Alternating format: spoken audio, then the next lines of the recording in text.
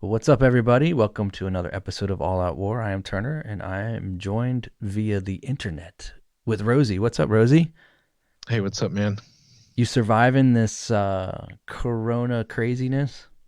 Yeah, I'm doing fine because I'm sure this is like an overplayed meme at this point, but where they keep saying like when you find out that your normal lifestyle is social isolation. Right. Um, yeah. So what's normal for you to like stay home, play Xbox, just kind of chill, eat when you're hungry, Yeah, is like torture for me.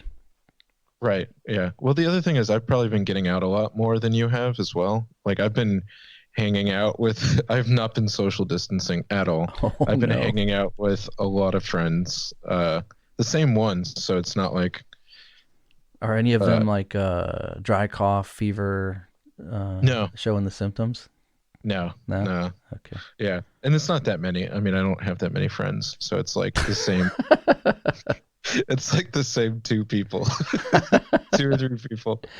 I know. I'm like I miss the old days when you would be sitting across from me and then we'd have like the studio audience here with us hanging out. You know what I mean? Yeah. I kind of miss those days. There's no way that my wife would let any of you guys in the house. Yeah. She's too cautious. She's too smart probably, I guess. But yeah, I'm like tempted. I was like almost like, hey, do you want to just roll up in here and like hang out? Yeah. But she would have never would have liked that. She would have been really mad at me. Well, So, I could always promise I don't have it. well, that was the thing is like, I was like, well, we've basically been quarantined for 2 weeks. So if we had it, like anybody had it, they'd show it. Right. Yeah, And, but, that's yeah, but, exactly. but, but you don't know if you have it. Right. They say that it takes like 2 weeks to show. So you might have it and think you don't have it because it's been, only 5 days. Yeah. So, And yeah, I was gonna say I think I've been quarantined, but at the same time, yeah, I've been going shopping and stuff. Like I've gone out probably every other day at least. oh, wow. So Yeah.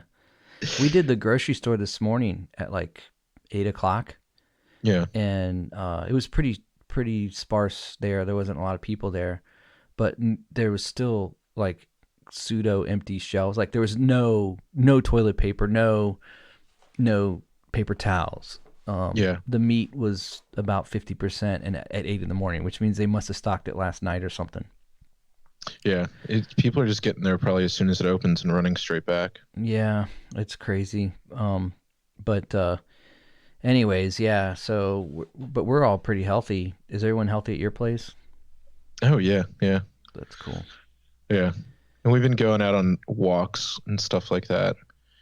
I've been doing all kinds of stuff I never did before. It's like I've been enjoying this. This has been absolutely awesome. I've seen basically no downside. Like only positive. So I don't, yeah, I'm fine. Yeah, But I don't know. I mean, I'm working, and yeah, so me too. I'm in an essential role where you can't work from home for what I do. Yeah. So I get to commute into DC, and it's cool because I get out of the house and everything. It's great because there's no traffic. It's still a little sketch though because like for lunch and stuff like that, like Mhm. if you don't pack a lunch, man, nothing's open. Like Yeah. you can use the app and maybe find a place and maybe order online or something like that and have them bring it out to you or something. But for the most part, it's pretty sparse. It's a ghost town up there in DC. Yeah. So, so I don't see a lot of people. Is what I'm saying. I'm not having conversation. I'm not interacting too much. Right. So even though I'm leaving the house, I'm still kind of like isolated. Yeah. So And like we were saying before, like that's perfect. That's all I want. And for you, it's not. yeah, right. For It's me, like it's torture. torture for you. It Yeah. is, man. Yeah. Anyways, so Well, yeah. how about I will, hey, I was gonna, I don't know how to transition to this, but Okay. well, how about this? What do you have anything else you're gonna say before? um, I mean, I don't know. It depends on what you're gonna say. Oh, well, I was going to say one of the things that maybe to kind of move into the next topic is, or the topic of the show, Yeah. is that that's so there's kind of a couple of reasons we've been wanting to do this podcast for a while because it's been an issue for like forever. But one of the things about staying at home is that I'm sure this. Uh, I see where you're going right now. They don't. Nobody knows what the topic is right now. well, well, yes, I do. It's on the. On the title, It's I on, suppose. it's Yeah. on the title. Yeah. Well, how about because I didn't want to just go ahead and say that did you know because it might be a little off. Well, how about this? All right. Did you know that you have taste receptors on both your tongue and in your testicles If you're a male, if you're a male? right? I did not know that. Oh, Taste receptacles. Why would they need to be there? uh, I we don't know. Well, here I'll read this. Do dogs have that? It says mammals. Yeah. Oh man, I wonder if Listen that's to why this. they lick. Never mind. It may. Listen to this. It says in mammals, the sense of taste helps in the evaluation and consumption of nutrition. Blah blah blah. Yeah. Distinct cell types expressing unique receptors detect each of the five basic tastes: salty, sour, bitter, sweet, and umami. Umami. Umami. Yeah. Umami. It's That's a bean, isn't it? no, that's edamame. Oh, edamame. Well, this is it's spelled UMAMI. I don't know. There's whatever. Look into that if you care. Okay. But it says the latter three tastes are detected by two distinct families of G protein coupled receptors, T2RS and T1RS. It says interestingly, these taste receptors have been found in tissues other than the tongue, such as the digestive system, Hmm. respiratory system, brain, testes, and spermatoza. Hmm. Okay. So it says, yeah, the functional implications of taste receptors distributed throughout the body are unknown. So Okay. they don't know. So no one knows why you would have taste receptors. Okay. Yeah, But it said your but brain too. That's kind of cool. yeah. Gives new So new there you meaning. go. Yeah. Okay. And maybe that's a good way to set off this prep. Yeah. So our topic is all about porn. So Mhm. that's why we have explicit rating, kids. So earmuffs on if you're under 18, because this could get racy. But let's jump into it. So here's what I'm going to say: sit back, Okay. grab a coffee, and enjoy.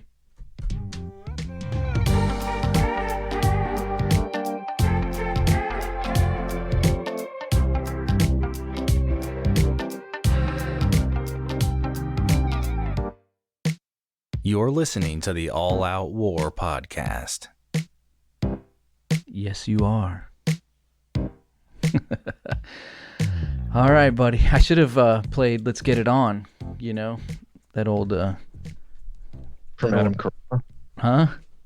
Carolla? No, it's like an old R&B song. Let's Oh, get it on. Dun, dun. You know that old I don't know, R&B song. I don't know. Anyways. Oh man. So I'm not an R&B guy. I know. Me either, but that's a famous song, dude. Like everybody knows that song. Everybody knows that song. Well, it's probably obviously I like to stay at home I'm a hermit, so Yeah. maybe I don't have reason to be listening to that kind of music. Oh man. Uh, So our topic is porn, and it's something that you and I have thought about for a topic on our podcast for a while, mainly because we want to cover relevant issues that are both theological, cultural, and political. You mhm. know, and this actually covers all of those things quite easily. And when you look at what's going on, one of the things that I was really really surprised about when a few years ago I was doing a sermon series when I was preaching regularly, and I just went across stats of pornography use and ages and things like that, and it was just heartbreaking. And to realize that those statistics are equal in the world as they are in the church. And that was kind of startling for me, because, I just kind of had in my mind thought, well, obviously these statistics that I keep hearing about with all this pornography use are not infiltrate. This is not believers. These are the worldly people, the unsaved people, the unregenerate, right? And I couldn't have been more wrong. So that was a couple years ago, and then it's just continued to increase and get worse over the years. But so I think to set it up and to kind of move it along, we should probably start with a little bit understanding the history of pornography. And you had done some research, you said, on the history. Oh, are we going to go right into that? Okay. Well, why not? I mean, we can start there and move through and see what happens. Sure. Okay. So it's actually pretty interesting. So I was reading this scholarly work, and it was so check this out. The first ever obscenity case was tried under the Obscene Publications Act in Great Britain in 1868. Wow. Yeah. So this was it was Regina v. Hicklin. And I will so just go with the history, because it's very interesting for history people, but we'll get into it. So it says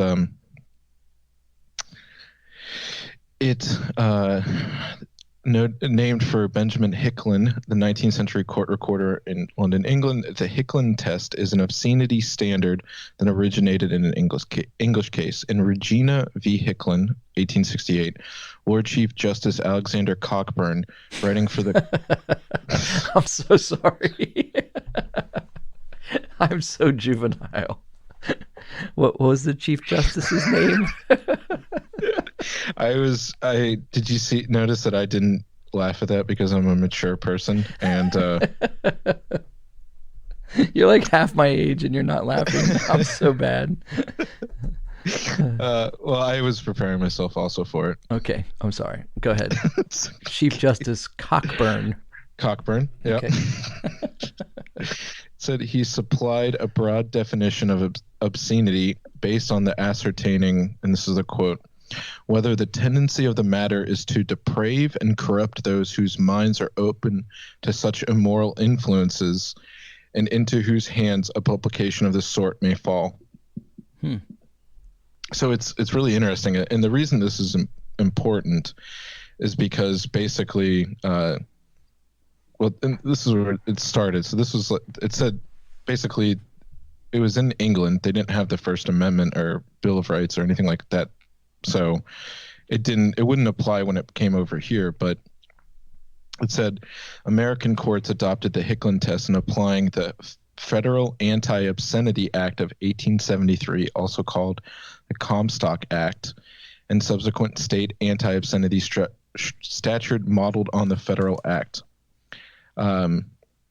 The Hicklin test permitted a conviction for purveyors of obscenity if a publication had a mere tendency to arouse lustful thoughts in the minds of the most susceptible, usually youthful readers. Wow. So it said isolated passages could be used to determine whether there is sufficient evidence to infer a defendant's intention to corrupt public morals. And it said, So it said that it was first employed in a circuit court in the Southern District of New York in 1879 in a case which the defendant was convicted of mailing a document advocating legalized prostitution. Wow. So that's basically what it wasn't. But I was thinking, was it like a novel, like a racy novel or something? No, it was just a letter. So it was basically that was the standard, and the reason that this history is so interesting is because that's the first thing that they had. And I think that there's,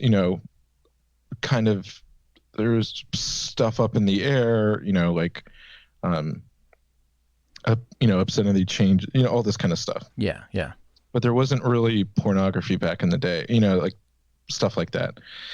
And so the next one that's really important is called Roth v. United States. It came in 1957, and it was the constitutional test. So it went before the Supreme Court, and it redefined the constitutional test for determining what constitutes obscene material unprotected by the First Amendment.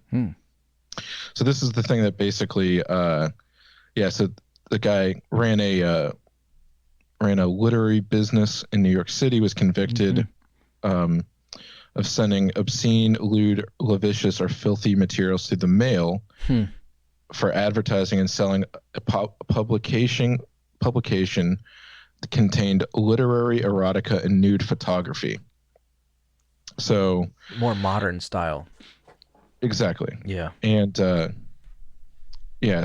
one of the things that was so basically what came from this was it said Congress could ban material that, quote, utterly without redeeming social importance, or in other words, whether to the average person applying contemporary community standards, the dominant theme of the material taken as a whole appeals to prurient interest. So anyway, so what's prurient? I'm not sure exactly the thing. You're asking a question. My legalese is pretty weak. Yeah, but basically, anyway, so how it started coming off, and I think it's really interesting because it's just so interesting to see how it, like legally, how all this stuff. And I'm not a legal scholar or anything like that, but basically, like from the beginning, it was, you see this language where it's talking about the common good. So basically, all these people, just for sending letters in the mail or publications or stuff like that, if it could be seen as harmful to people or young people, right, it was struck down. Like open or moral, right? Immoral yeah. So basically the court, like, and you'll see a resurgence in this stuff literally right now where they're talking about it. But yeah, anyway, so that was an important one. So you mean like a free speech issue? Right. It really wasn't one up until right here. More modern. Okay. Yeah. So 1954. Yeah. Well, yeah. So this one, the next one is the last case I'll talk about. Well, there's a couple more, but yeah, we'll see how it goes. So Miller v. California says there was a landmark decision by the United States Supreme Court where the court redefined its definition of obscenity from that of, quote, utterly without redeeming value, socially redeeming value, to that which lacks serious literary, artistic, political, or scientific value. And this was a guy, the Miller in the Miller v. California was a owner of a mail order business specializing in pornographic films and books. And he sent out a brochure advertising those books and a film that graphically depicted sexual activity between men and women. So that's what got the thing. And so basically you see the court stepping in, and this is where they go from, it said, without utterly socially redeeming value, to a definition that says it lacks serious literary, artistic, political, or scientific value. Wow. And so now I think what's really interesting and is to see how, and maybe this is kind of going off on a tangent, has nothing to do with pornography, but how the courts are slowly, you can see that they're evolving with like the sexual liberation, and they're basically giving in. What year was that Miller case? 73. And that was Supreme Court. That was all the way at the United States Supreme Court. Mm-hmm. Yeah. Yeah. So, when you go back to the 1800 one, it was like basically a letter written that had like some comments in it about prostitution. Yeah, it basically. Went from, he wanted to legalize. It was an argument for legalizing prostitution, and now it's saying. So basically, but they're changing the definition of pornography. So it's something that originally had utterly no socially redeeming value to now it doesn't really have artistic value. Right. So, anyways, the whole point of this is really interesting, is to see that the court in pornography, and that's why this is such a big thing. And I think that this is an important thing that Christians need to think about, like the political aspect of this. But anyway, so that's a little bit of the history of it, is that you can see just from going from these big landmark cases that the definition of pornography, like, has been opened up. And so it's basically the courts have opened the floodgates to allow more and more pornography to spill out, Yeah. And we could do a whole episode on the government's right to protect, I guess we'll probably get into that a little bit when we talk about more serious aspects, I guess, of the pornography. Yeah. But well, you were mentioning about how the court's defining what pornography is. When you when you do the etymology of pornography, it's a Greek word, and it's porne and graphein, or pornographian. So that's two words together, and it literally means prostitute letter, or prostitute written. That's what it means. And or pornographos is the it's about writing about prostitutes, is basically what it is. So it goes all the way back to that 1800s original letter. But the Greek words literally means writing about prostitutes. So obviously this is not something new to mankind, right? Like sexual immorality has been around since the very beginning, literally. Like I'm pretty sure that, we don't really see mention of it until Genesis chapter, maybe 4, as things are ramping up to the flood. All the thoughts of mankind were only evil all the time, is what we're told in the days of Noah. So that would include sexual immorality. Right. God was grieved that he even made man. So we know that it's existed, like it's consistently been dormant or lying within the heart of man. When I say man, I mean humankind, because it's not just exclusively men. Although the majority of consumers of pornography are men, it's those stats are changing also. But as we get closer to the days of Noah, once again, but it's just pretty interesting how you were saying how the definition has been changing, and the definition's been following really the culture. It's just, and obviously it makes sense, right? The courts are going to reflect the culture because your judges are going to be contemporaries of the culture. So however the culture is, typically the judges are going to be, judges are a little bit more conservative than the culture, even your liberal judges, typically. But on this issue, it seems like they're not quite as conservative historically. Yeah. And there's a couple other things I just want to read because it's interesting, and it gets into something else that maybe will kind of really spark the bring it into something. So there's a couple laws. So I'll just follow me with this. I'm going to read a couple things. Okay. So it says, in the United States, pornography is considered a form of personal expression governed by the First Amendment of the United States Constitution. Pornography is generally protected speech unless it is obscene, as the Supreme Court held in Miller.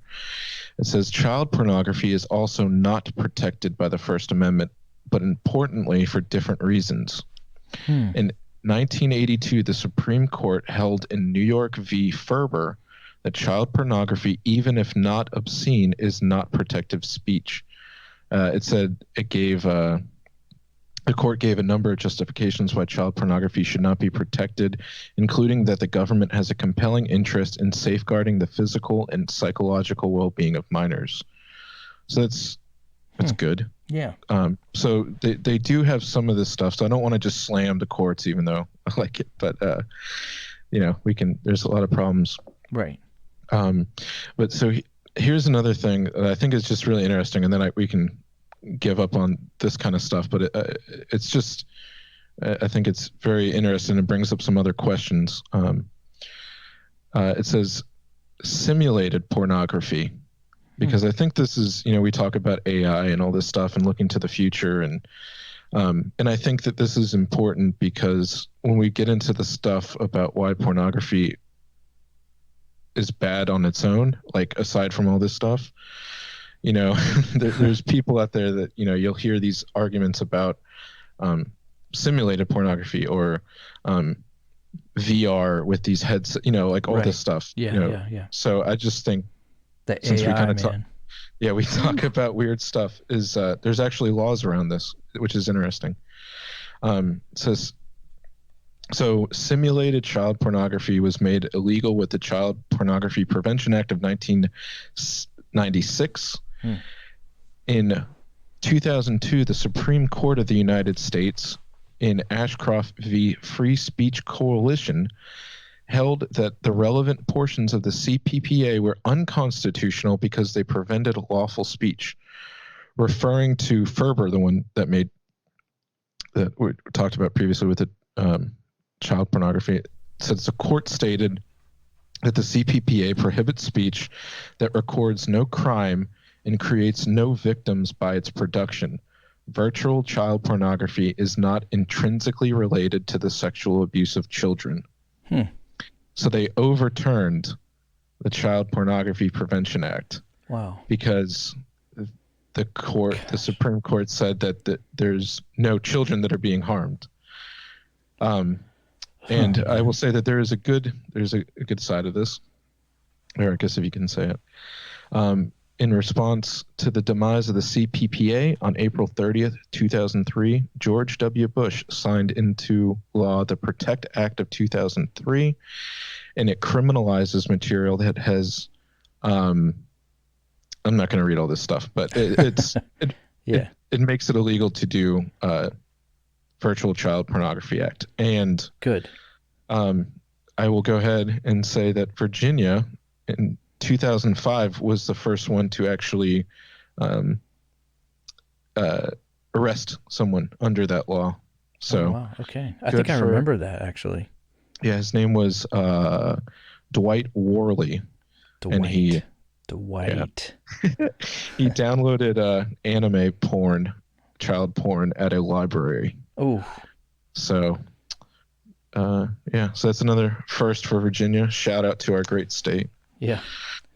But anyways, so there's I hope that was kind of interesting. I think that was interesting, and I think it's important, to have some perspective from a different angle. So, well, what's good about understanding some of the legal aspects of this is that you can now begin to understand why they can get away with what they can get away with when you look at the porn industry right now. The multi-billion-dollar porn industry, I should say. And so that helps me to understand, like, because a lot of times I'm like, well, how can they get away with that? Like when you talk about child pornography, like one of the highest percentage viewed areas of Pornhub is the area that is with young girls, where they look like teenagers, but they're quote unquote over the age of 18, barely legal, or whatever they call it. I don't know I forget what the designation is. I have no idea either. But yeah, I mean, but it's one of the highest viewed parts of their site. And you think you hear about it and you're like, well, how can they even get away with that? Making it look like a kid, it just seems very off and odd and very, it's depraved, and it is. But I'm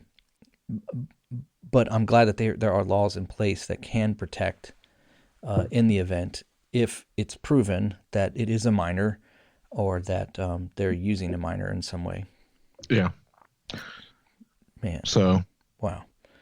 Gosh, it's just I get to knot. I have daughters, so it just makes me get a knot in my stomach. Yeah. So, okay. That's some of the actual history, which is really cool in the legal aspect. A lot of people don't really give much thought into that. They just go immediately to a moral compass of this thing, and they say, morally, it's either right or wrong, Yeah. And I think that it's important because yeah, even I just forgot what I was in the middle of saying it. Yeah, I want to. I guess the point that I wanted to make with it is like Christians are, we get slammed like if you go online and stuff like that to like say you shouldn't watch pornography. Aside from the other things, they'll call you like a free speech, like you're trying to take away people's their Right. First Yeah. Amendment and stuff like Yeah. that. So just like kind of I just want to like encourage listeners that it wasn't always this way. Like, you know, we did used to have the law on our side and stuff like that. Right. So Right. don't worry about that. Well, it is a war too. So Exactly. and just because something's legal doesn't mean it's right or Right. good. I mean, Exactly. abortion is the perfect example of that. So, Yeah. but I was doing some research. You probably heard of this before. I wasn't. I don't know if I had heard of it before, or if I heard someone talk about it and just didn't believe it. But there are, pornography is used as psychological warfare from other nations to warring nations. So the example that I read, which is crazy, Hmm. was that they pumped pornography into the cable and the broadcast of the Palestinians. Israel Yep. did this. I forget what year it was, but Uh, it was 2002.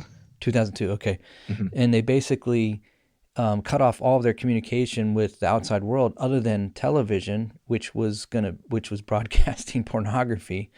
And so what they did, it was twofold when they started to unpack like what the purpose of this was, is they basically were taking the men and distracting them, and getting them addicted and causing them to violate their own conscience because Islamic law, or their religious system law, is it's wrong for them to look at pornography.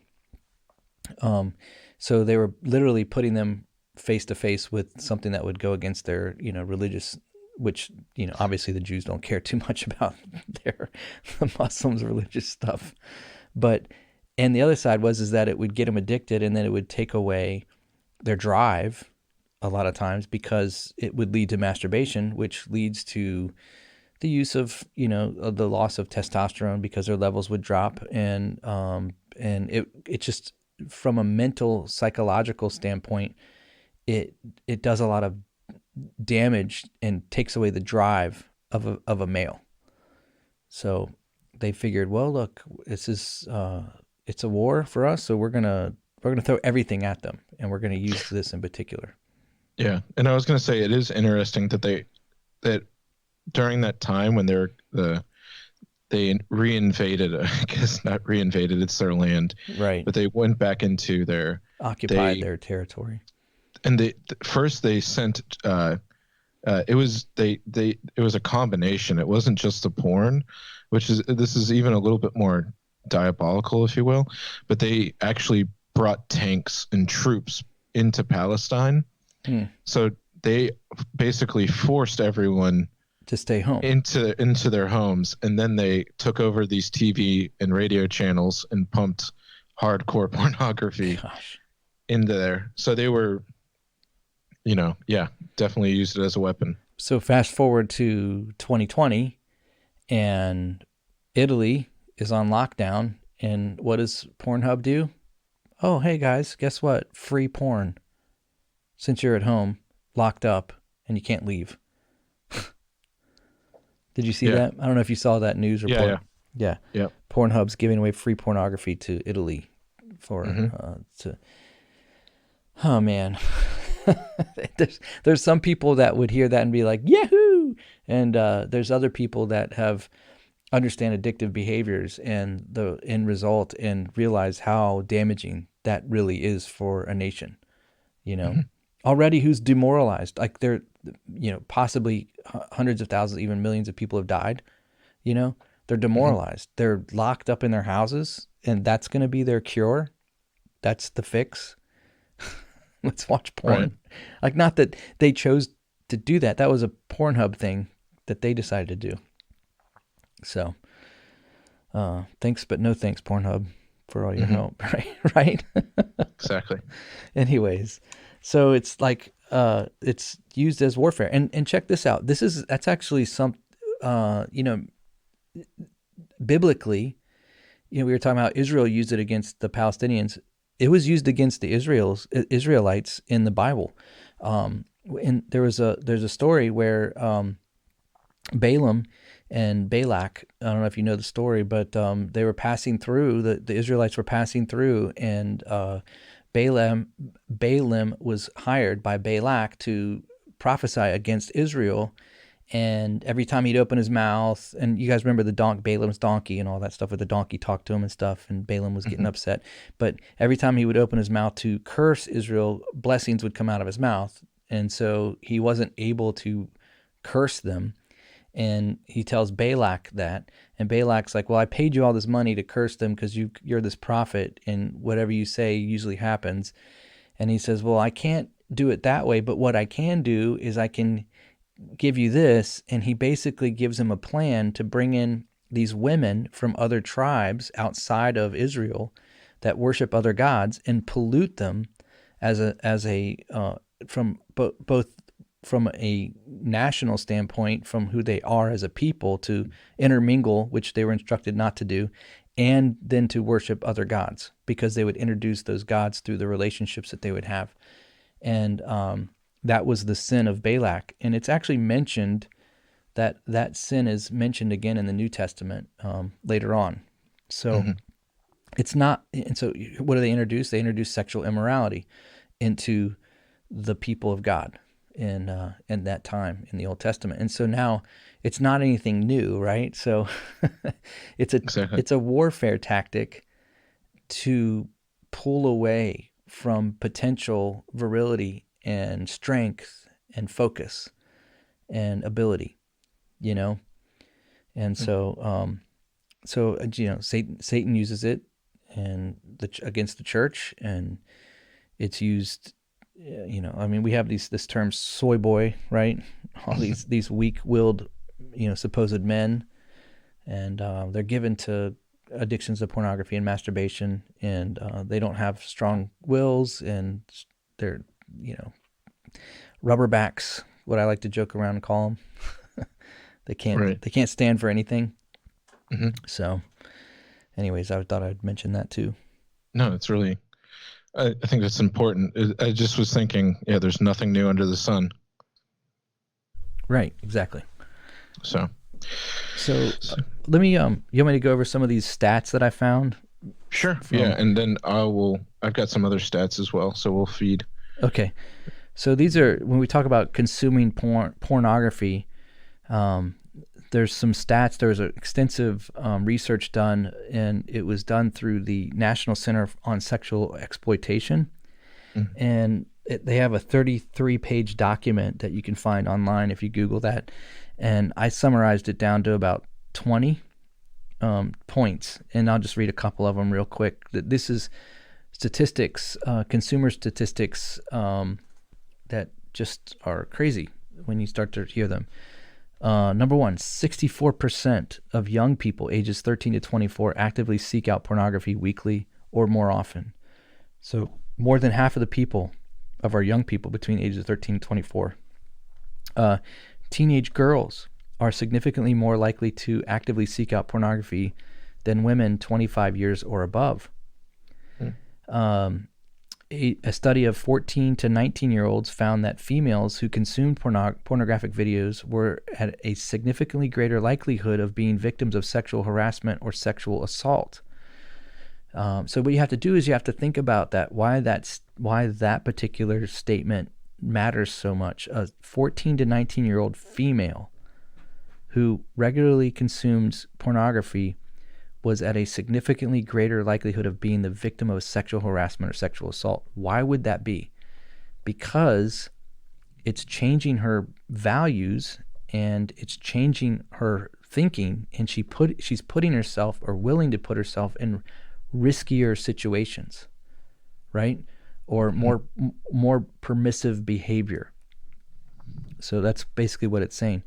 A Swedish study of 18-year-old males found that frequent consumers of pornography were significantly more likely to have sold and bought sex than other boys of the same age.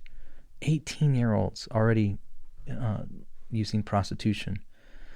A 2015 meta-analysis of 22 studies from 7 countries found that internationally, the consumption of pornography was significantly associated with the increase in verbal and physical aggressions among males and females alike. So more pornography increases physical aggression. Number 6, a recent UK survey found that 44% of males aged 11 to 16 who consumed pornography reported that online pornography gave them ideas about the type of sex they wanted to attempt to try. So they're learning, they're getting sex education. Porn sites receive more regular traffic than Netflix, Amazon, and Twitter combined each month. I wonder what that stat would be like this month, though, just out of curiosity, since we're all in quarantine. That's crazy to think about. Porn sites get more traffic than Netflix, Amazon, Twitter, and combined in Amazon. Mm-hmm. Jeez. Number 8, 35% of all internet downloads are porn-related. 34% of internet users have been exposed to unwanted porn via ads, pop-ups, etc. According to WebRoot, the teen porn category has topped porn site searches for the last 6 years running. That's what I was talking about earlier. Right. At least 30% of all data transferred across the internet is porn-related. 30%. Jeez. 1 out of every 3 transfers on the internet is porn. The most common female role stated in porn titles is that of women in their 20s portraying teenagers. Man. Number 13. Recorded child sexual exploitation, known as child porn, is one of the fastest growing online businesses. Man, this is just heartbreaking. Number 14. 624,000 child porn traders have been discovered online in the U.S. alone. 600,000. That's crazy. Number 15, between 2005 2009, child porn was hosted on servers located in all 50 states. Number 16, I'm almost done. Number 16, porn is global, estimated $97 billion industry, with about $12 billion coming from the U.S. In 2018 alone, more than 5,517,000,000 hours of pornography were consumed on the world's largest porn site, Pornhub. In 1 year, 2018, 5 billion hours of porn were consumed. Oh my gosh. There's 7 billion people on the planet, right? Yeah. There's probably 2 billion total that don't have access to the internet, right? Yeah, probably. Yeah. That's everyone who has access to the internet. That's crazy. 11 pornography sites are among the world's top 300 most popular internet sites. The most popular site at number 18 outranks the likes of eBay, MSN, and Netflix. That's crazy. Number 19, lesbian was the most searched for porn term on the world's largest free porn site in 2018. That was Pornhub. And the world's largest free porn site also received over 33,500,000,000 site visits during 2018. 33,500,000,000. Holy cow. Those are crazy stats. Mm-hmm. I would say that based on those stats, Rosie, it's safe to say that there is a porn epidemic. Yeah, I was going to say I have some more stats as well. Okay. Which are interesting. Okay. Sunday is the most popular day of the week for viewing porn. And Thanksgiving is the most popular day for viewing porn as well. They need to get away from their family? I don't understand. I don't know either. And I was going to say the interesting, because you said something about lesbian being the number one search. According to this thing that I'm watching, or this statistic that I'm looking at, What are you watching? yeah, yeah. You didn't catch me. No, it's not a Freudian slip. The that's the lesbian is the most viewed by far of women category. Oh, by women or of women? By women. Oh, okay. Wow. So Interesting. It's I was gonna say maybe just to riff on that a little bit. I was gonna say I think it's interesting to see all this. I think going back to the societal issue, the talk about does the law follow the culture? Does the culture lead? You know what I mean? Yeah. Like which one comes first, the culture, or politics? They always say politics are downstream of culture. Culture moves the politics. Yep. And I think it's interesting, and I have some more stuff I want to read, but just the rise of the LGBTQ plus 7, 8, 9, whatever, all this stuff like that. I think that there's a real thing, and we have to. It might be a conversation for another day. You literally, you gotta just ask them the question. Why are you gay? And I was gonna say, I think the answer to that, increasingly now, is because of the porn that is watched. Right. Yeah. And I want to go into a little bit of this, but that's some of the statistics about porn itself. So it's obviously, I guess, we laid the foundation, I think, of this is something that needs to be talked about. Yeah. And so I've got some facts that maybe people don't want to hear, or a little bit more personal, or may trigger. I don't want to say that word, but here's some need to know facts about porn. People who admit to having extramarital affairs were over 300% more likely to admit consuming porn than those who had never had an affair. Whoa. Yes. 300%, huh?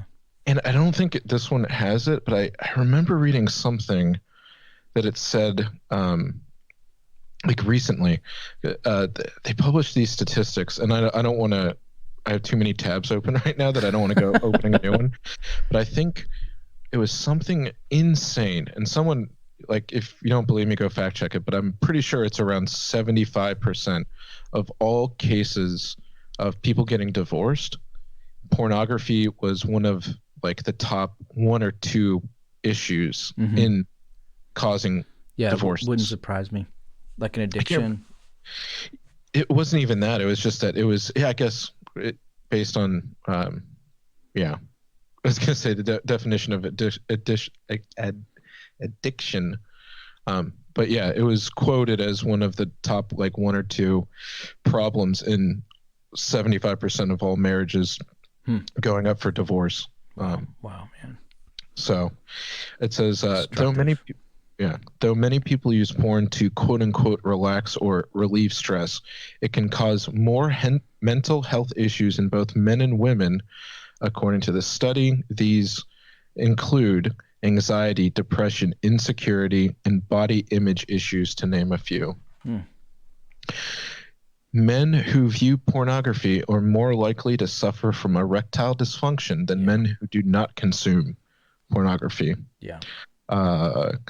People who view porn regularly are less likely to get married than those who do not. This is because consumers see porn as a substitute for marital sexual gratification. That's according to a study. Whoa, that's crazy. Yes. So, see, I think now as we're some of these, maybe people are starting to get hit a little harder. Yeah. Cool. Hey, I need to stop for a second. Yep. Thanks. Dude, that's just crazy when you think about the damaging effects of pornography. Mhm. It's just insane to me. Yeah. It just trickles into every area, right? Yeah, absolutely. So, okay, check this out. You read some stats about this, but this is pretty. Yeah. Every day, there are 116,000 searches for child pornography. Gosh. Yeah. Porn users who are addicted to porn and have damaged, it says, porn users who are addicted to porn have damaged and shrunken frontal lobes. Yeah. This can impede problem solving abilities. So the researcher said, I didn't, I worded that weird. Wasn't ready for the end of the sentence. But that makes It sense to says, me, right? yeah, yeah. Like that's like your critical thinking area, the frontal lobe. Mhm. Yeah. Yeah, exactly. It says this 2010 study shows that the more people use pornography, the more likely they are to believe that violence against women is acceptable. Hmm. And it said the study, which drew this conclusion, also noted an increase in overall aggression that came with pornography Yeah. consumption. That's crazy. And I want to kind of stop right there because I think it's interesting to. I think this is something that we can talk about. I guess the issues, obviously, with pornography and all this stuff, but I just that particular to stop right there because it's. I'll just read that again. It says a 2010 study shows that the more that people use pornography, the more likely they are to believe that violence against women is acceptable, and there's an increase in overall aggression that came with pornography consumption. And I got some other things about this that I want to. I think it's really important, and I hope. I don't know. It's gonna get a little. It's gonna get a little morbid, I guess. Yeah. But I saw this other article, and it said how violent porn fueled a 400% rise in child-on-child assaults in the UK. Child Yes. on child. Yeah. So Interesting. it says in a report by the Daily Mail, convictions of rape by those aged under 17 have almost doubled in just 4 years. So is that an indication that young people are viewing the porn? Okay. Yeah. And it said a representative from the country's Ministry of Justice has warned that extreme pornography is fueling this alarming rise in the number of child offenders. It says experts say that violent pornography is influencing children to act out the aggressive hardcore scenes they see online. In one case, an 11-year-old boy admitted 7 counts of rape and sexual assault on boys under 13 after he watched similar explicit images online. Legal officials involved in the case said it was clear that internet pornography had sparked the sex attacks. Wow, man. Jeez. Yeah, and so it's a 400. I'm not going to read. There's all these 400%. Is that what you said? It's 400%. Yeah. Yeah. So it said a National Society for Prevention of Cruelty to Children recently conducted a survey in the UK of more than 1,000 children aged 11 to 16, found that at least half had been exposed to online porn. Of this group, almost all, 94%, had seen it by age 14. In the same survey, many boys revealed that they wanted to copy the behavior they had seen watching porn. More than a third, 39%, of 13 to 14-year-olds who responded to this question, and a fifth of 11 to 12-year-olds wanted to repeat porn acts. The interesting part, these answers came despite more than 3/4 of the kids agreeing that porn didn't help them understand consent. Wow, man. And think about that though. Like the stat that you led off this thing with was that the massive consumption of pornography damages the frontal lobe, which is your ability to critical think, make decisions, and it's really like this is an issue like with young men, in particular teenage boys. They don't have that frontal lobe hasn't grown and matured to connect or whatever. I'm not sure the proper medical term for it. And there are various things that can stunt the growth of that, like marijuana, a lot of consumption of alcohol at a young age. It seems to be an area that seems to be very susceptible to prohibiting growth. And then, so when you think about that connection of that frontal lobe, not, it's being hindered, and then the being so young, and then the acting out without a conscience or the morality of it is it's hard to reach into that morality part of it because it's not developed in their mind yet, their brain. Right. And I think it says one of the most unsettling findings of the survey was that it said 53% of the boys believed that the porn they had seen was realistic. They believed that what they view in porn is an accurate depiction of sex and sexuality. And it said 39% of girls believed the same. Wow. So they're trying to be porn stars. Yeah. As kids. I guess you could say that. And I think the thing that I let off with this is that the more that people watch porn, the more violent towards women they get. And like we had talked about, I don't know. Not that I'll say this as anecdotally because I don't know firsthand. But you always hear this anecdotally said that, the porn that, you hear all these, I don't want to say boomers or anything like that, but older people that were alive and I guess went through this that, you hear about in the 80s and the 90s before the internet or, on VHS tapes or, the old porn of like the 80s, stuff like that. Or magazines. It was like, I don't know. It's just like the anecdotal story of you'd sneak a Playboy from someone's older brother, that was my life. Like because I'm a lot older than you are. Yeah. At 12 years old, my buddy's dad had a stack of Playboys in the bottom of his toolbox in his garage. So we'd go over and grab a bunch and sneak them out and go look at them. Yeah, and I mean even the hardcore pornography of like the 80s you hear is like, again, I'm not trying to sound coy or anything, I just don't know about it, is that it wasn't as aggressive as it is now. Right. And that's one of the things that and this is one of the things I will say, I don't think that the culture is getting more aggressive. And we've already talked about the way that just porn on its own affects the person perceiving and watching it. It changes you. At the same time, the type of porn becoming more violent and stuff like that is just, it's way past, it's the one that's driving people. Do you think that comes out of the addiction?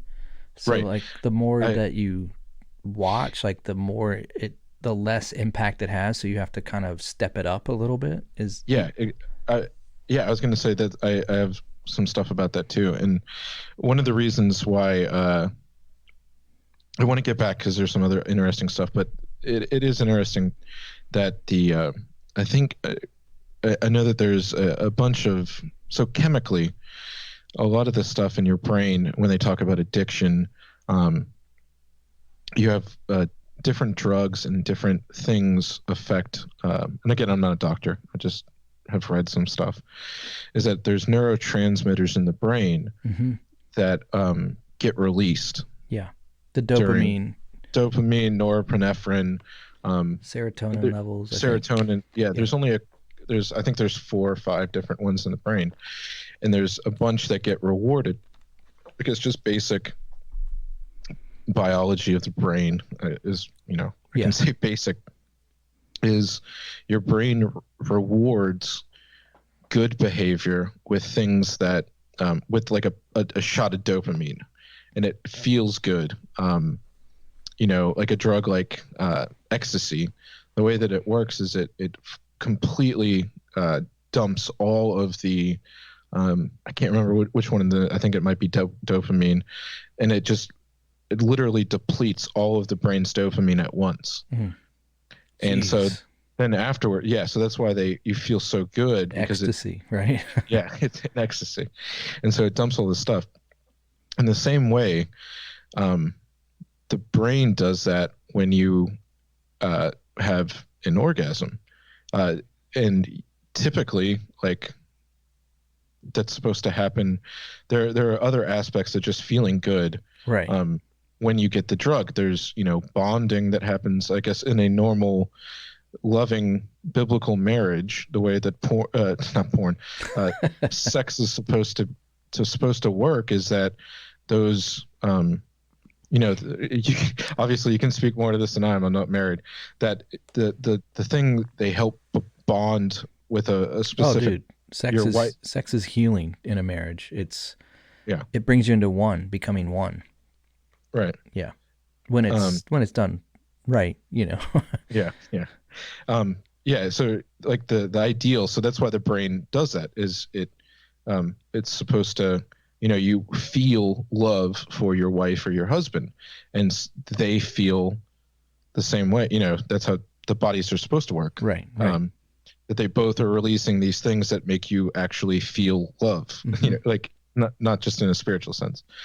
So porn basically and masturbation is skipping the bonding things and the spiritual aspect of porn. So you're not getting any of that, but you're just getting the physical dopamine release and the feeling of intimacy. Not actual intimacy, but that kind of bonding experience with it.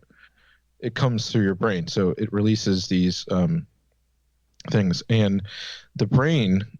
This is really interesting, and this is what happens with addicts: is that the brain has these neural pathways, which are actually, the way that they carry signals back and forth and stuff like that.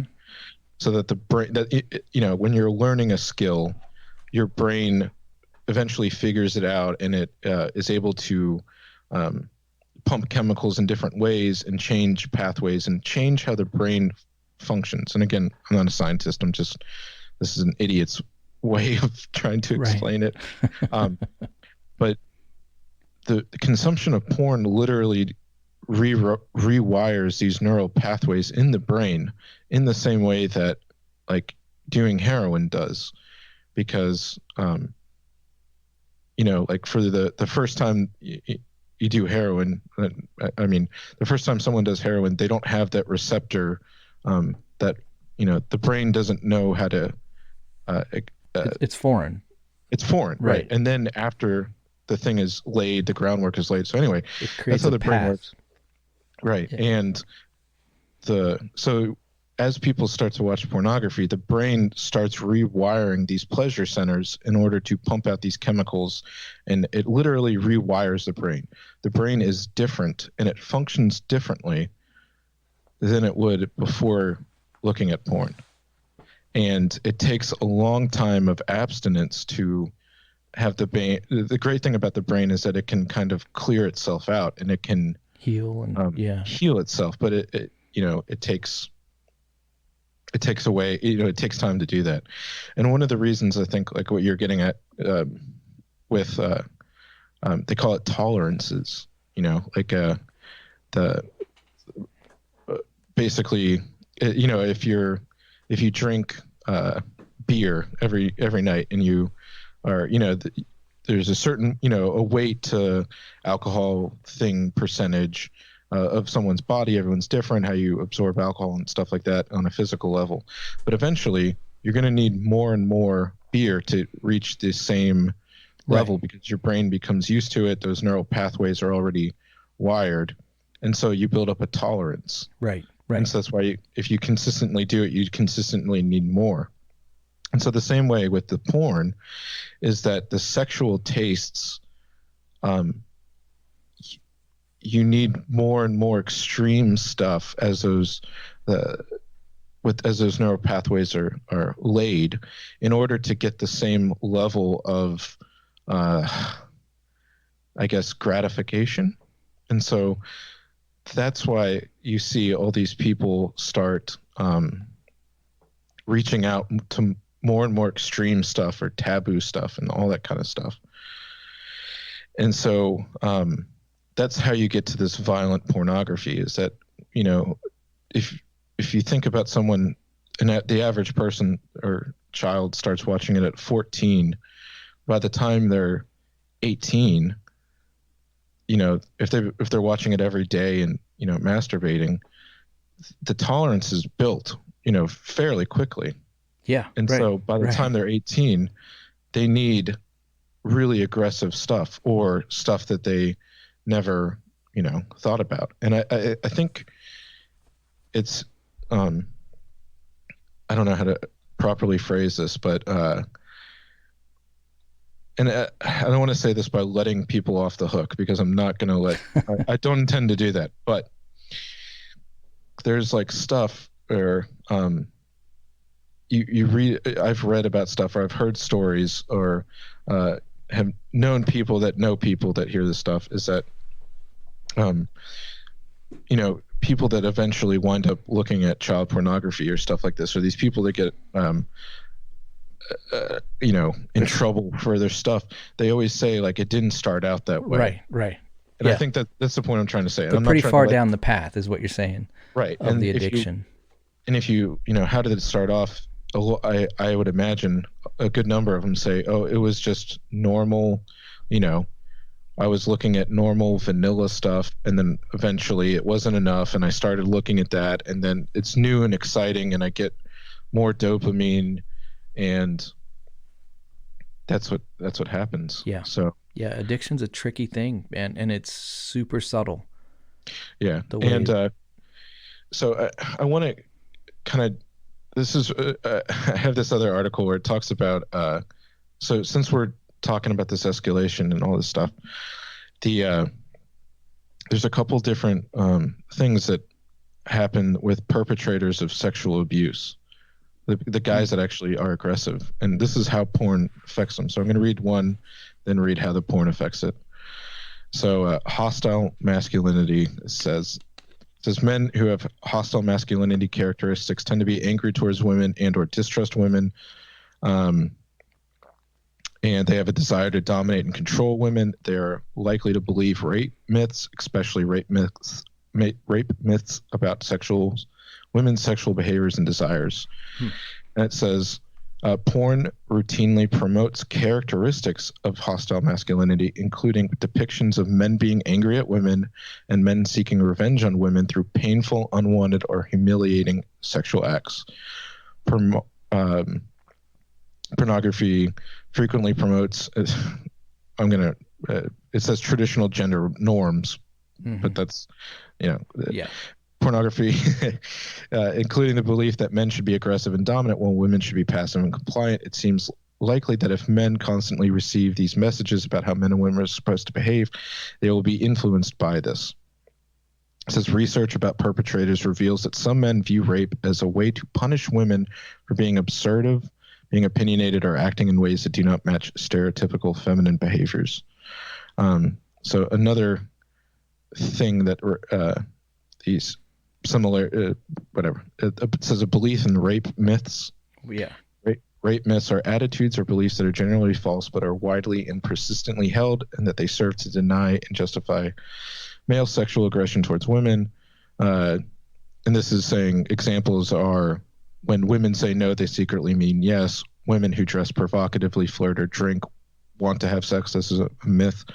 One that women secretly enjoy being sexually assaulted. A myth is men have a hard time understanding women and communicating with women, and that men commit rape because they cannot control their sexual impulses or because they're influenced by drugs. Those are all myths, it says. And it says pornography routinely promotes rape myths, especially myths related to women saying no when they secretly mean yes, and women secretly or eventually enjoying physical and sexual assaults even when they are being humiliated or hurt. Jeez. If men frequently watch porn that promotes ideas that women enjoy sexual violence and humiliation, they must certainly internalize these ideas to some extent, even if they say that they understand pornography is just a fantasy. Yeah, there's, and I'll just go through it. And I think you guys can. I'll just read the list. You guys can pick up on. You could probably figure them out. Impersonal sex. Men have a tendency for impersonal sex, and they tend to perform short-term, frequent, casual encounters. And they do not view sex as an activity that creates emotional closeness between women, between people. So you can understand how porn does that. A lack of empathy, sexual narcissism. And this is men who are sexually narcissistic are willing to manipulate people in order to gain sexual access.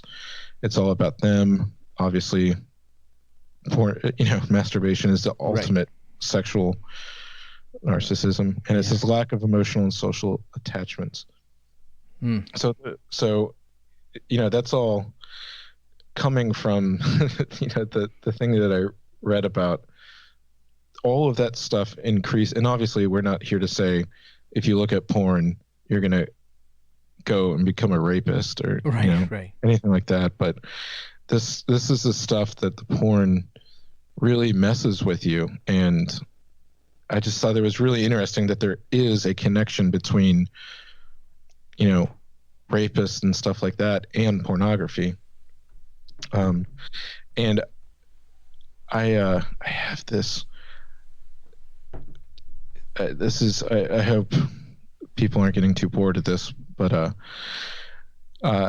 here are some quotes from serial killers. Oh, great. And their pornography habits. Okay. This is something that, like, when I started researching this, the dark side of porn. Yeah. Is there a light side? No. Exactly. But and these are pretty short quotes. It says, serial killer Jeffrey Dahmer of Wisconsin, speaking of his routine before hunting for a victim, said, just using pictures of past victims, the pornography videos, and the magazines. So he would look at porn before going out to past victims too. Gross. Yeah. Ted Bundy said it. And I actually have a longer quote from him. He actually, his last interview that he did, the night before his death, he actually sat down with Dr. James Dobson and filmed an interview with him. And he talked about pornography. And he said, like most other addictions, most other kinds of addiction, I would keep looking for more potent, more explicit, more graphic kinds of material. Like an addiction, you keep craving something that is harder, something which gives you a greater sense of excitement until you reach the point that pornography only goes so far. Bundy added, I've lived in prison a long time now. I met a lot of men who were motivated to commit violence just like me. And without exception, every one of them was deeply involved in pornography. Without question, without exception, deeply influenced and consumed by addiction to pornography. And wow. That was, he was killed in January 1989. Was it that long ago? I did not know that. Yeah. Wow. So that was before the internet was really booming with that. Yeah. So just think of, and again, the anecdotes of the porn being a lot less violent than it is nowadays. Arthur Bishop from Utah, executed for raping and murdering 5 boys in the 1980s, said pornography's effect on me was devastating. Andrei Chikatilo, a Russian serial killer, murdered at least 53 women and children. He said with pictures of naked women in his prison cell, he blamed pornography as the cause of his troubles. Obviously, that's not true. It's not all porn, but Ed Gein, who is probably the guy that the movie Psycho and Silence of the Lambs were based on. He had lots of porn in the 1950s. Oh my gosh. John Wayne Gacy's wife filed for divorce in 1976 because Gacy's moods had become erratic, and she found Gacy's pornographic magazine collection, which all centered around young boys. Oh. He killed at least 33 young men and boys. And it goes on. I'll just read off the other names. The BTK murderer, David Berkowitz, the son of Sam, Richard Ramirez, who was the Night Stalker, Mm-hmm. Ed Kemper did that, Otis Toole, Lonnie Franklin Jr., Tia Sharp, a 12-year-old girl. This is interesting. In the 2013 murder case of Tia Sharp, a 12-year-old girl from the UK, the judge declared to murderer Stuart Hazel. Sorry, so I got that wrong. The records on your internet searching on your mobile phone make it abundantly clear that you are looking out for pornographic pictures of young preteen girls. And another serial killer named Mark Bridger. So there is some serial killers talking about their connection. So, wow. Okay. We're obviously not stating that if you look at porn, you're going to become a serial killer. Right. What we're trying to do is shed light on the fact that pornography plays a great role in the degeneracy of an individual in multiple facets. Not only from a physiological standpoint, from testosterone levels to your frontal lobe of your brain not developing clearly, to dopamine and serotonin and all these other chemicals that are physiological, but how those things affect your mental condition and your state of being, and how also they add to the fact that depression and other, mental, implications come into play.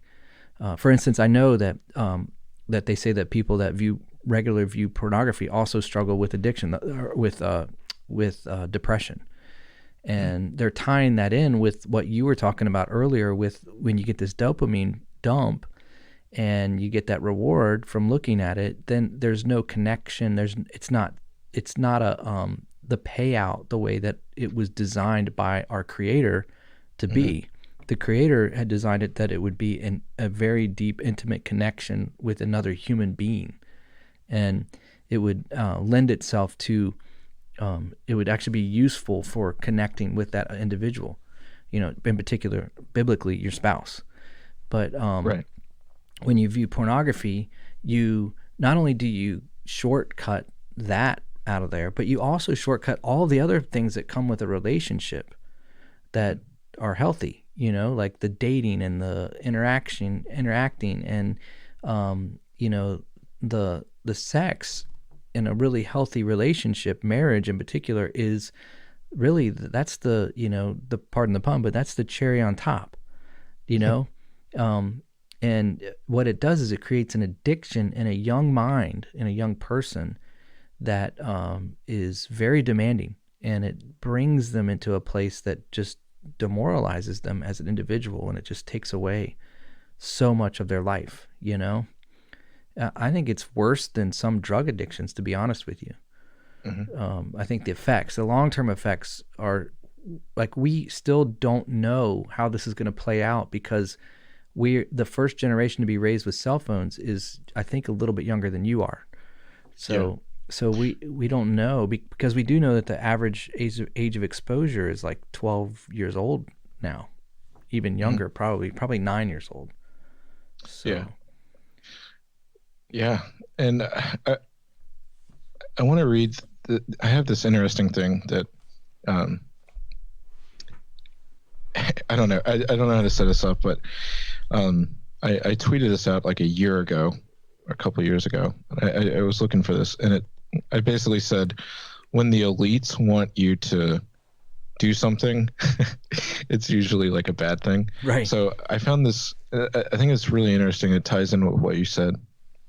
It's an article from Psychology Today, and it says how to resolve the conflict between our values and our choices.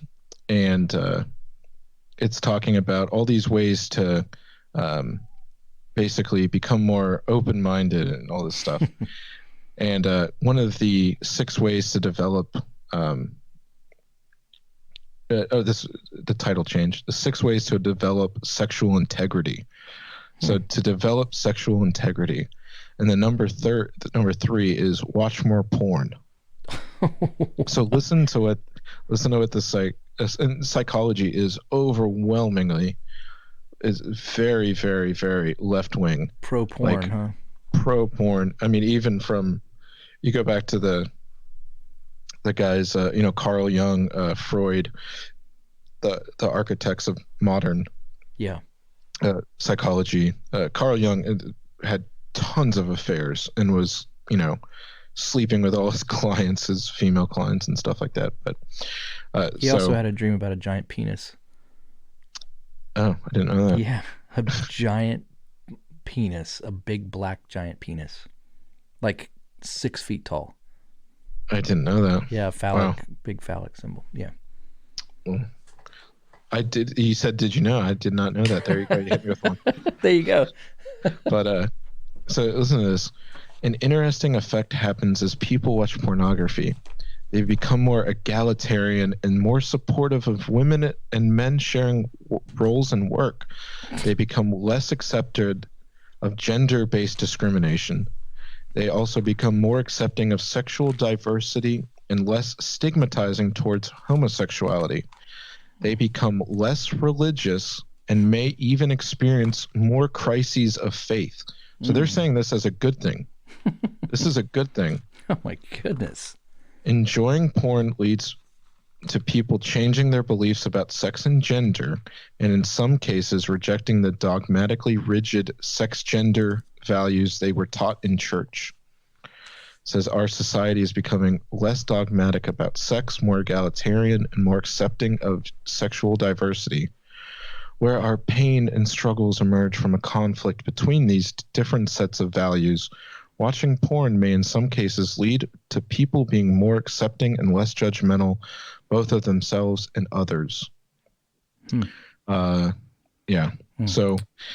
right there, when they're telling you these psychology today is saying watch porn because it'll make you less religious. You'll have more crises of faith. You'll start to question the ideals of the church. Mm-hmm. You'll start becoming more accepting of homosexuality. You'll be less rigid about sex and gender. That's where you get all this, all the different genders and all that stuff. You'll just become a contemporary person, just so modern and progressive. Right. So they specifically tie that to watching porn. Okay. So those are interesting statistics, but I want to talk to those of us who are in the faith for a second. Yes. Because we're not immune. In fact, Christians and online porn, online porn, I found some statistics and I'm just going to share them. Research provides evidence that college men who frequently participate in religious activities are less likely to engage in sexual, aggressive, and coercive behaviors. That was according to the Journal of Scientific Study of Religion in May of 2018. A 2016 Barna study, Barna is a Christian study group, it says that teens and young adults view not recycling as more immoral than viewing pornography. Holy cow. So if you don't recycle, young adults and teens say you are more immoral than someone who views pornography. And this is religious people. Yeah, these are Christians. Okay. Survey responses, 88% stealing, 56% not recycling, 32% viewing porn as something that was immoral. Pastors, most pastors, 57%, and youth pastors, 64%, admit that they struggle with porn either currently or in the past. I would say that number is way higher than 57%.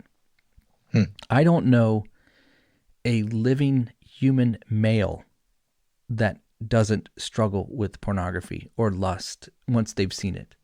Right. It's opening up a gateway that is so easy to get to and so gratifying. It is nearly impossible to walk away from it. I think that it would be those that have the gift of celibacy from the Holy Spirit, like it's truly their gift, would be able to like not struggle with it. because of the gift of the Holy Spirit. But it's truly a flesh wounded, flesh consuming thing. You know what I mean? Mm-hmm. So it's saying 57% of pastors and 64% of youth pastors struggle with porn. Think about that for a minute. These are the men, these are the people that are, discipling your children, our youth. Right.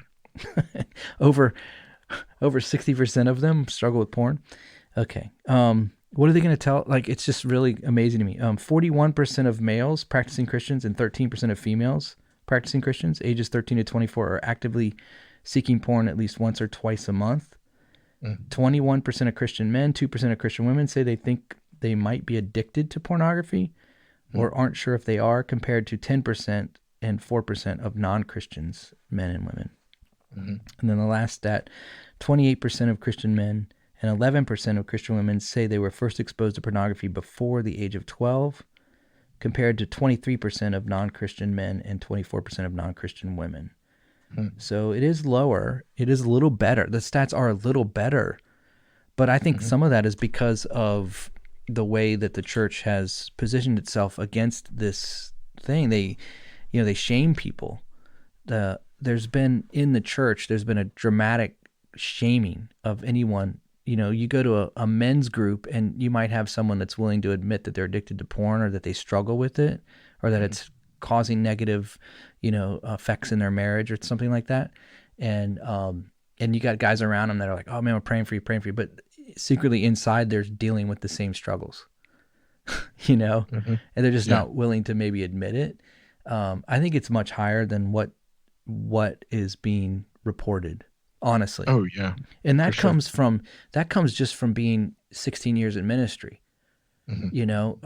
That's like, if you want a sample size, like I have 16 years of men coming to me, young adult men and men that are married, have been married for 20 years, coming to me and saying, hey, can you pray for me? Can you help me? I have a real problem here. I can't stop viewing this. And so I think those numbers are higher.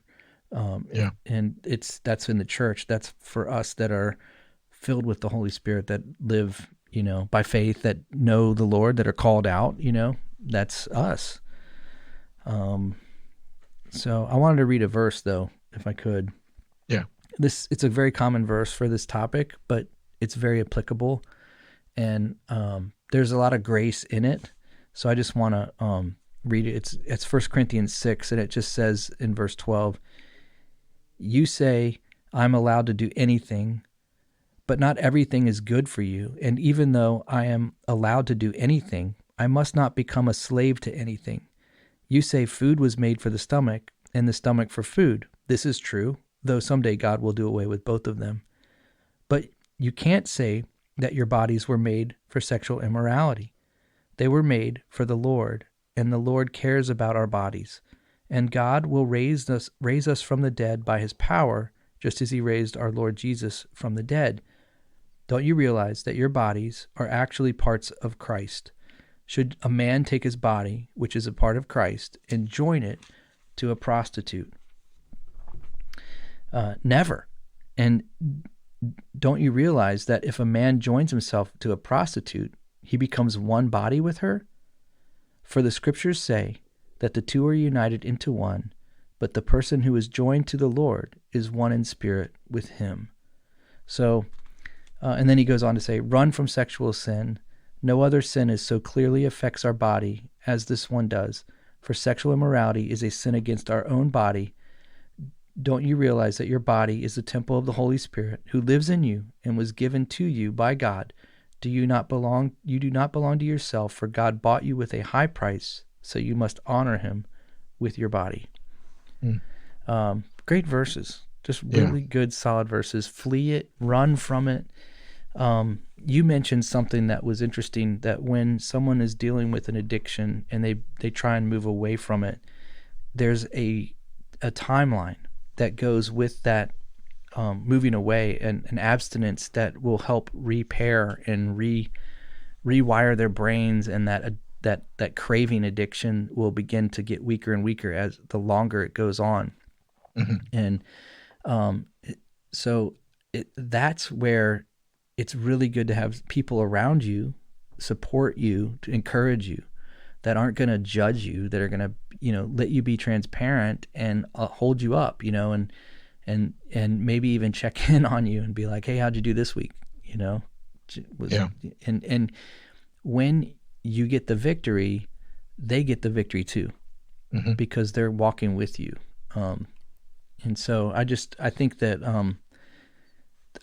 the church has done a pretty poor job. I don't say in general, but I do think that this is an epidemic. It's a big problem, and I just don't know if the church really knows what to do to help our men, in particular Right. our men. Because I think if our men get set free, then they'll lead the way. That's typically how it works. Yeah. Especially in the church. Right. But And I was going to say that maybe to lead this on a good note, and kind of go from this, is that there are a lot of really good apps out there, I guess, nowadays,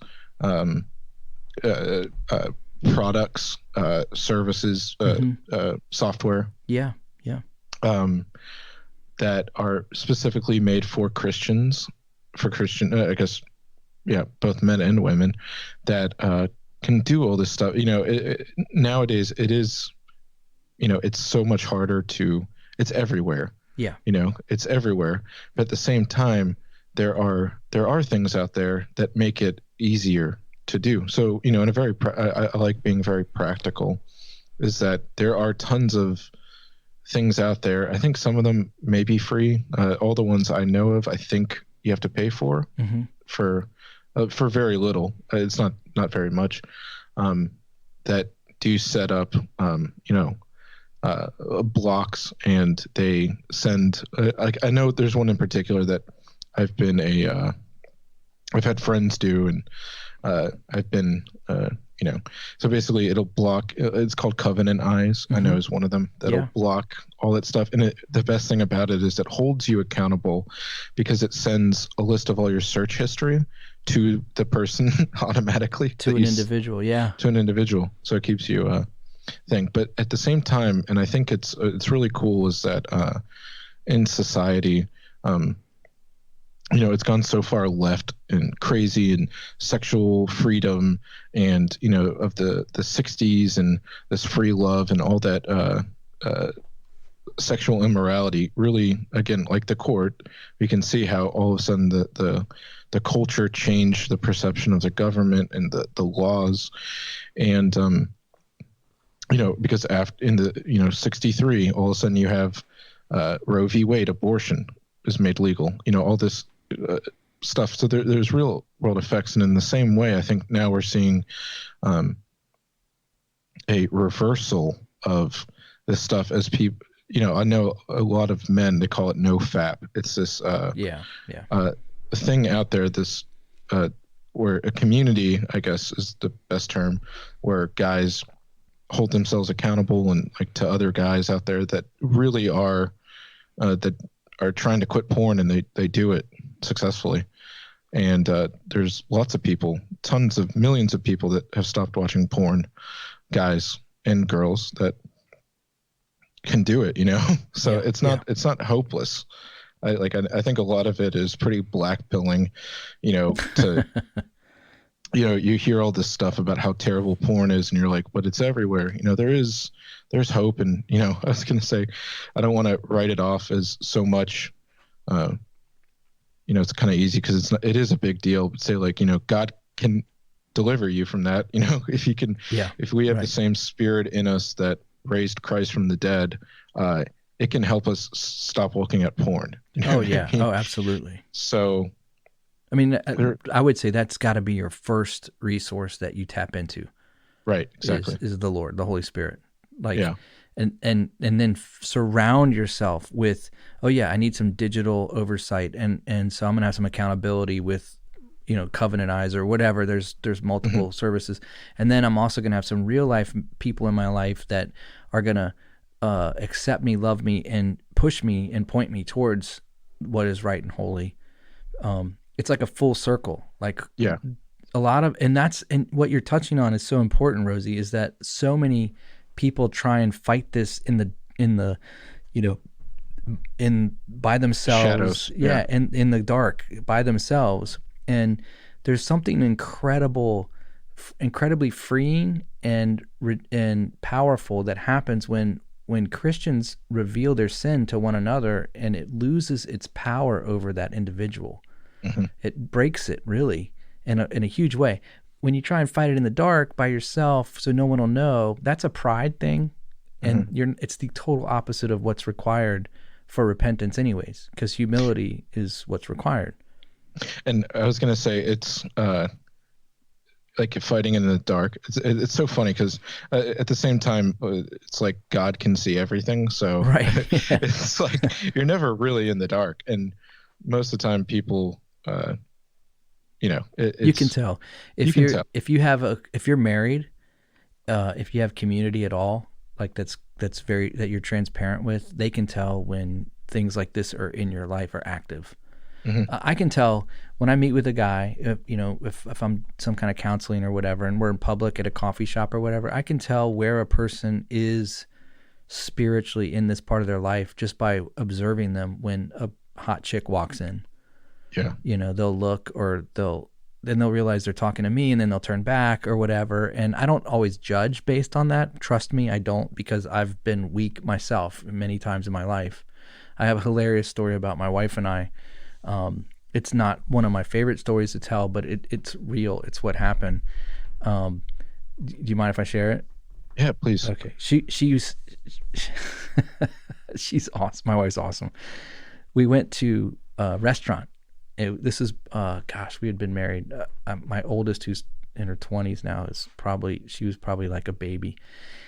Anyways, I'm standing at the front desk to put our name on a list, and the way that the restaurant was designed, the bar was off to the right of this desk, and to the left was the restaurant. And this woman walks out of the bar area, and I kid you not, she was falling out of her top, and very low cut, everything. I'll spare you the details, but she just I'm telling you, everybody that was in that waiting area as she walked by, because she was, the way she was dressed and her physique and all of that stuff, watched her walk out of the bar towards the restaurant.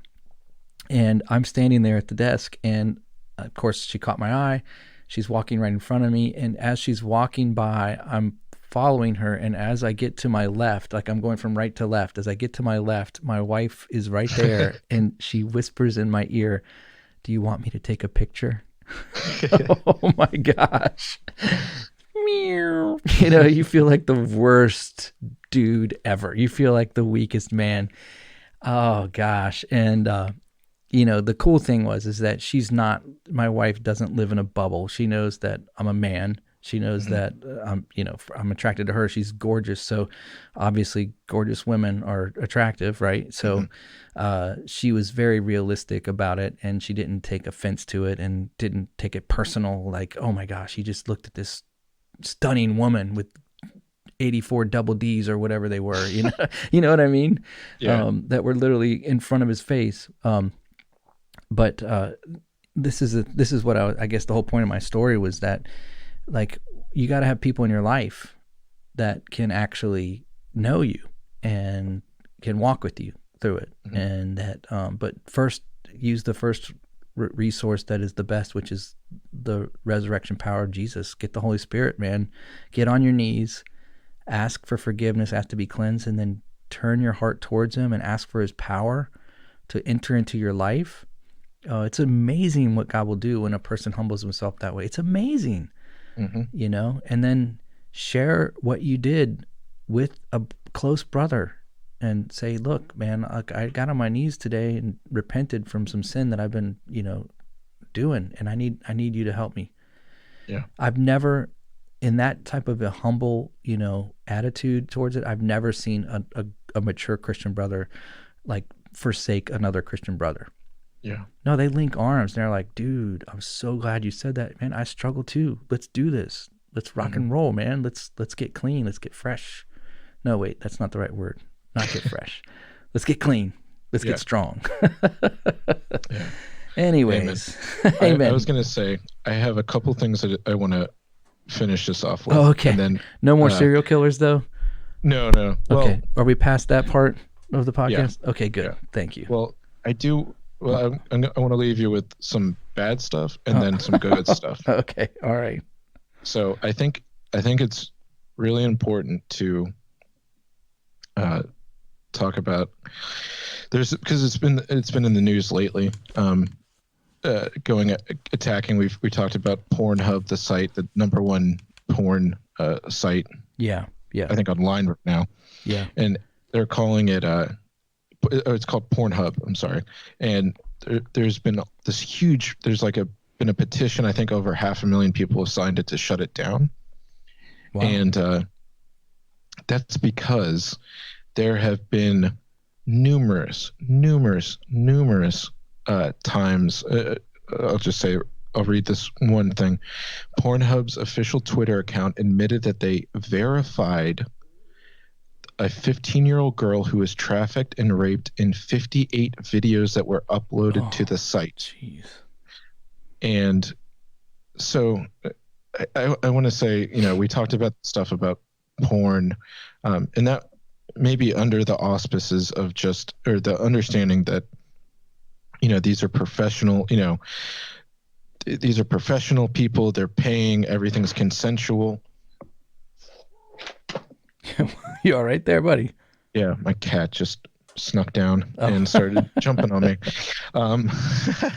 So we've been talking about, all this pornography under the auspices of that these are professionals, that they're, engaging in, consensual stuff. There's people on set. It's very,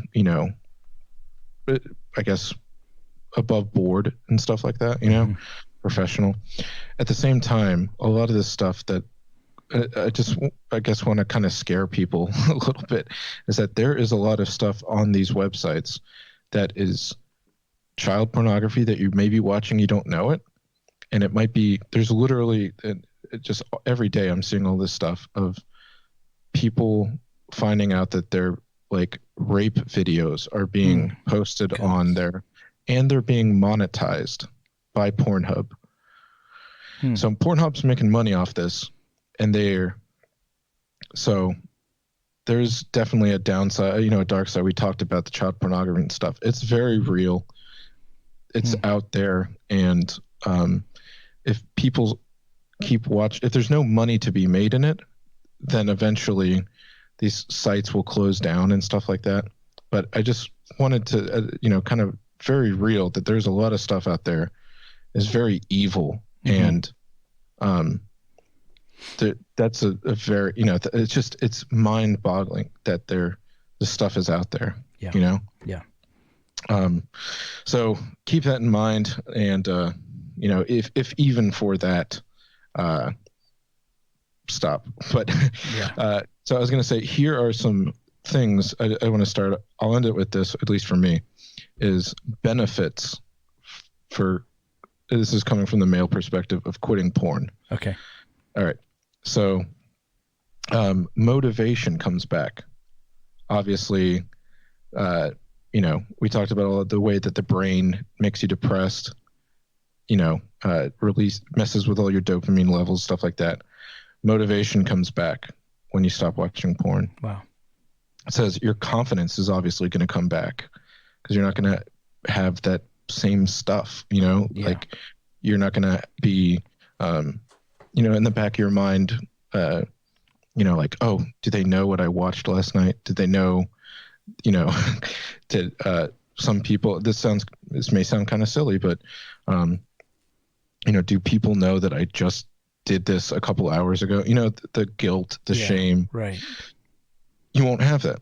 That's right. And the way to build self-esteem is to do esteemable acts. So how do you kill self-esteem is doing non-esteemable acts that you feel guilty about. So erectile dysfunction will go away. Anxiety will go away. your brain will start to clear up.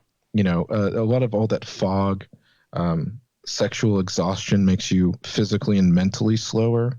You have that, afterwards, that kind of foggy stuff, that comes with that. Your hormone levels balance out. Your testosterone actually increases when you stop watching porn. It decreases naturally, but it increases when you stop watching porn, and it decreases when you do watch porn. So that'll bring stuff like better muscle growth. Your hair will start growing better. That's right. There's all this stuff. Your skin clears up. Your beard will be full. Your beard start growing better. Your emotions will start being able to balance because, all your testosterone and your other stuff is going to be balanced. You're not going to be out of whack. To be able to handle your emotions. I'm sorry. I'm such a juvenile. You said out of whack. Oh. I'm horrible. That's okay. So your dopamine's going to rebalance like that. Your attention, the ADHD is on the rise. The attention, masturbation, and that kind of stuff does hurt concentration, focus. So you're going to get that back. Like I said, brain fog. Your stamina comes back as a male. With your testosterone coming back, your stamina to go run, lift weights. Like it's a big thing that a lot of guys do when they stop watching porn. You get the testosterone back. Weightlifting is a good way to do that. It goes really well with that. So all the time that you get back, your depression goes down. Your stress levels, the way that your brain is able to handle stress, actually gets better. You won't get stressed and more. You'll be able to handle more stressful things. You'll have deep, profound feelings. If you're eliminating all this stuff, the stuff that you do have back, you'll enjoy it more. Your sleep gets better. Impulse control, your frontal lobe starts coming back. Skin starts clearing up. Let's see. So the benefits far outweigh. Oh yeah, and you'll actually be better with girls. It's one of the big things, which is kind of coincidental. It's kind of paradoxical. Yeah, it is. It actually isn't. I mean, when you think about it, but you'll start you have more confidence. You'll start looking better. Ultimately, you'll be better with girls. So for all the single guys out there, that are looking to fill the loneliness or the void of being single, you're not helping yourself any by looking for that in porn. Yeah, that is killing. It kills your sex drive. It kills you, to be a man and like have that extra confidence of like, I'm going to ask her out, like the extra oomph to make a move. That's killed when you look at porn and all the other stuff that happens. So that's all I have. Yeah. But that's right. So I just wanted some other practical things that if any of that stuff sounds good to you, maybe stop watching porn. That's right. So, man, that's like. Well, that was awesome, dude. Yeah, that was a long one. I think that was important, though. Yeah, that was this is one of our longest ones we've podcast we've done in a long time. But yeah, so listen, there's some other resources. We'll put them with our liner notes. So you can like Fight the New Drug is a great one. I would recommend following them on social media and stuff. They always are throwing resources out to help people and just encouraging. And we did not even get into the human trafficking aspect of all of this, which was something that I had looked into as well. So that's what I was trying to bring up at the end. That that is a very real thing. That So maybe they're very tied in.